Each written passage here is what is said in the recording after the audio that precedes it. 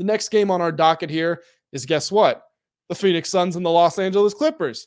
Now, I want to start by saying whoever it is, I mean, if the Timberwolves pull a shock comeback, fair play, but probably going to be the Nuggets.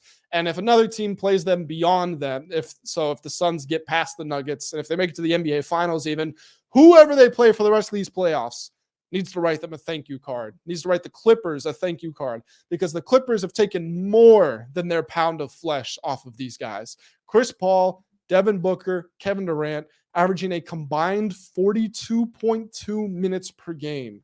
Now, Durant and Paul are old. They're both very injury prone. You wouldn't think about Durant like that throughout most of his career, but for the last 4 years, he's missed significant time in all of them. Paul seems to always get injured in the playoffs. And Devin Booker, yeah, he's young, but both him and Durant have played 40-plus minutes in every game, and they've played 45 minutes in half of the games in this series. That's just not how you win NBA Finals. And Monty Williams, I think, is a very good coach, and he's been to the NBA Finals. But you can see, whereas everybody's calling out for these in-game adjustments, his in-game adjustments are not playing his bench players. And I don't blame him. He's getting nothing from the guys off the bench more times than not. Bismack Biyombo looks like the best player off their bench. And it's interesting because when the Suns made this trade for Kevin Durant, a lot of people were talking about, but me especially, I didn't want to call the Suns the favorites in the West because I said they have no bench. Now, when I was talking about that, I thought their bench was still going to be playing. I just thought they weren't going to be shooting the ball that well. I thought they weren't going to be able to provide much defense. I didn't know it was just going to become purely pretty much a five-man show on offense. Now, that five-man show, one of the best shows in basketball. These guys, this is a testament to the Clippers, but also just credit to the Suns because of their talent. The Clippers have shut off pretty much every action in the offense. Like, really, all the Suns are doing right now is they're running some pick and rolls. If they can get a mismatch on Paul or Booker as the ball handler, then they'll exploit that. If they can get a switch and a mismatch onto Ayton, they'll throw it to him. But more times than not, they're just going ISO, and they're seeing what happens, and they're making it. I forget what exactly the number was, but I saw a stat that says Phoenix leads the playoffs by far in terms of average points scored on a per isolation possession. Like Booker, Durant, Paul, these guys pretty much just look unstoppable when they're going one-on-one with their defenders. And I can't really blame the Clippers for that. They started the series down Paul George. They later lost Kawhi Leonard through 2 games.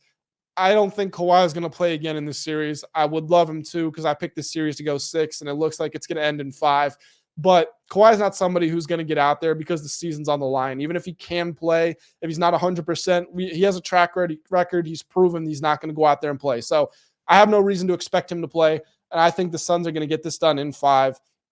But one person I do want to credit before we move on, and I really need to put my hands up, and so do a lot of people.